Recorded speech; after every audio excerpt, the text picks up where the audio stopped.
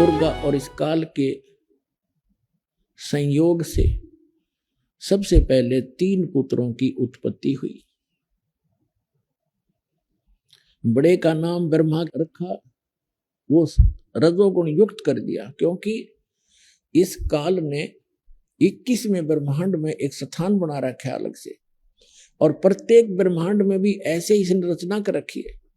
जिस भी ब्रह्मांड में ये रचना शुरू करता है उसके ऊपरले क्षेत्र में 3 स्थान बना रखे हैं इसने। एक रजोगुण प्रधान क्षेत्र, एक तमोगुण सतोगुण प्रधान क्षेत्र, एक तमोगुण प्रधान क्षेत्र। जैसे किसी मकान में 3 कक्ष है, एक कक्ष में, एक कमरे में चित्र लगे हैं अश्लील,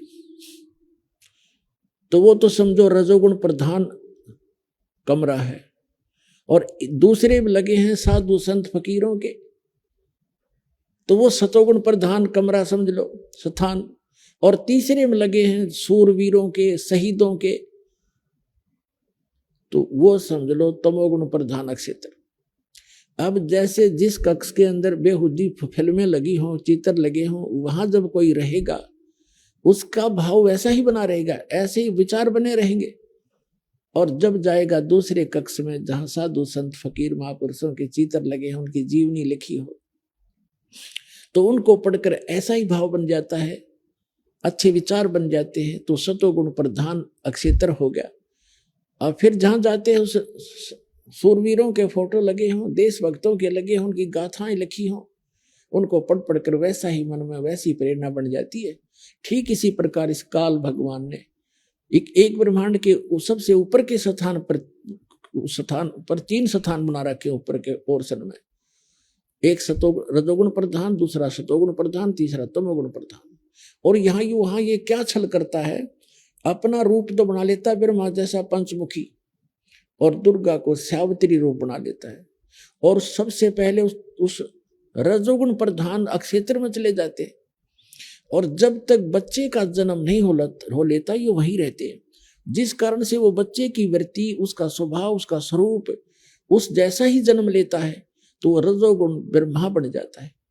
उसके बाद उसको अचेत कर देते हैं और परवरिश कोमा में रखकर परवरिश जारी रखते हैं।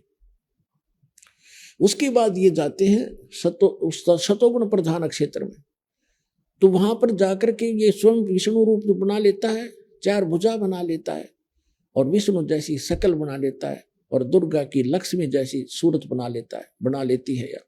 और तब ये वहां रहते हैं, तो दोनों के संयोग से जो पुत्र उत्पन्न होता है वो सतोगुण युक्त होता है, उसका नाम विष्णु रख देते हैं, और जब तक उसकी जन्म नहीं होता तब तक उसको वहीं रखते हैं, तो वो वैसे ही गुणों से युक्त हो जाता है।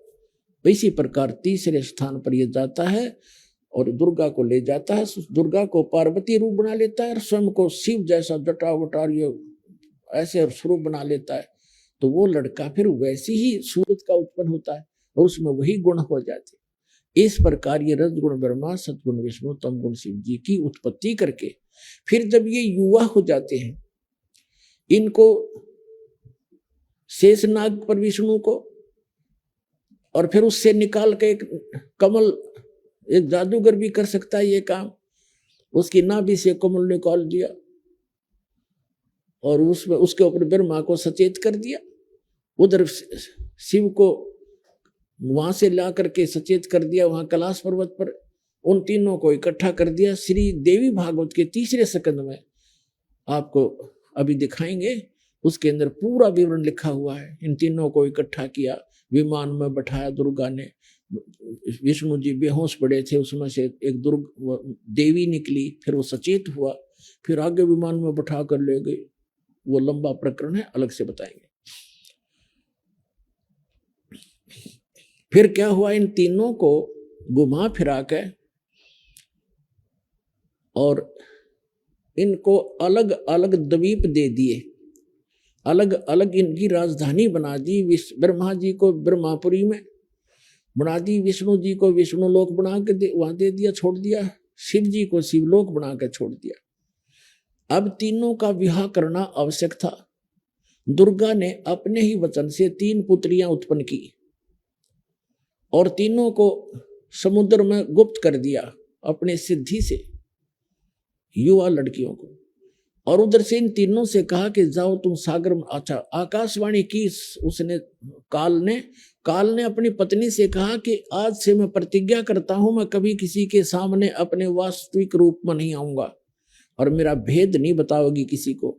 यदि तूने मेरा भेद बता दिया तो मेरे से बुरा नहीं होगा।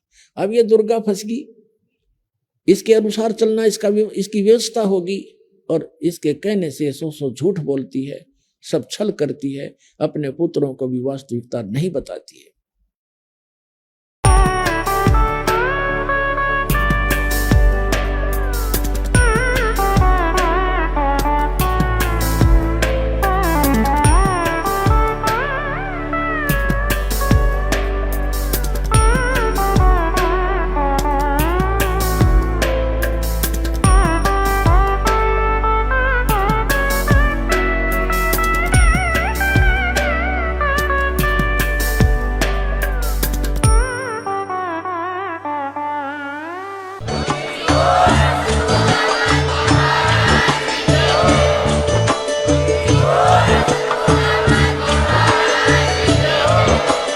आप सुन रहे थे जगत गुरु तत्वदर्शी संत रामपाल जी महाराज जी के मंगल प्रवचन। अधिक जानकारी के लिए विजिट कीजिए हमारी वेबसाइट www.jagatgururampalji.org। संत रामपाल जी महाराज जी के शुभ आशीर्वाद से पूरे विश्व भर में 500 से भी ज्यादा नाम दीक्षा केंद्र हैं, जिन पर संत रामपाल जी महाराज जी द्वारा ऑनलाइन निशुल्क नाम दीक्षा दी जा रही है। अपने नजदीकी नाम दीक्षा केंद्र का पता करने के लिए संपर्क करें 8222880541।